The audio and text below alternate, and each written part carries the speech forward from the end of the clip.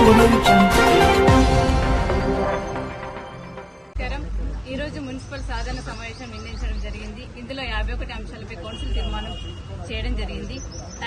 తాయి బజార్ కి సంబంధించిన అంశం గురించి మన కాంగ్రెస్ కౌన్సిలర్లు అందరూ ఏకగ్రీవంగా నిర్ణయం తీసుకొని కౌన్సిల్ చేశాము. ఇందుకు 36 మంది కౌన్సిలర్లు కూడా మద్దతు తెలపడం జరిగింది. ప్రజలకు మరియు రైతులకు మేలు జరిగే విధంగా ఈ తాయి బజార్ ని మొత్తానికి రద్దు చేయడం జరిగింది. ఏప్రిల్ 1 నుండి రైతులు ఎవరు కూడా మార్కెట్లో కానీ ఇక్కడ కానీ తాయి బజార్ కి సంబంధించి డబ్బులు ఇవ్వకండి.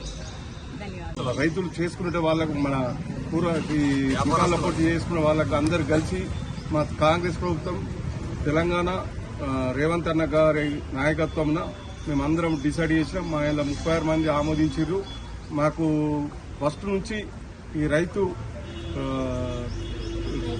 తాయి బజారీ ఎవరు కట్టవద్దు మేము తీర్మానించడం జరిగింది. అంటే మొన్న అంచనా బడ్జెట్ లో 15 లక్షలకు ఎందుకు కుదించారు, ఇవాళ ఎందుకు తిరస్కరించారు? రేపు మళ్ళా పెట్టాలని చెప్పి వేరే వాళ్ళు ప్రపోజల్ చేస్తే మళ్ళీ పెడతారా? అంటే మీ మాట మీద కరెక్ట్ ఉంటారా?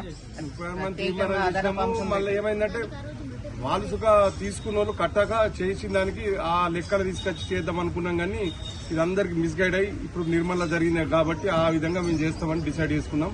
దీనికి ఆమోదించడం జరిగింది.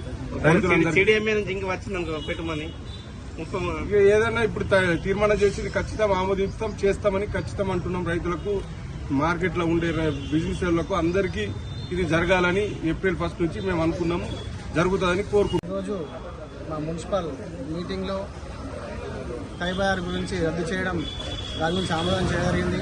కాంగ్రెస్ పార్టీ అంటేనే రైతుల పక్షపాతం కాబట్టి రైతులకు ఎప్పుడు మేలు జరిగే విధంగా, అలాగే చిన్న సన్నకారు వ్యాపారులకు కూడా ఇబ్బంది కావద్దనే ఉద్దేశంతో దీంట్లో ఏంటంటే తాయి బజార్ వేస్తున్నారు, కాకపోతే దానికి తగిన అమౌంట్ కట్టడం లేదు కాబట్టి మేము ఈ నిర్ణయాన్ని తీసుకొని ఇవాళ రైతులకు మేలు జరగాలనే ఉద్దేశంతో రైతులందరూ కూడా మాకు చెప్పడం జరిగింది. దీంట్లో తాయి బజార్ విషయంలో కొంచెం ఇబ్బంది, దాని దృష్ట్యానే మేము ఇవాళ తాయి బజార్ని రద్దు చేయడం జరిగింది.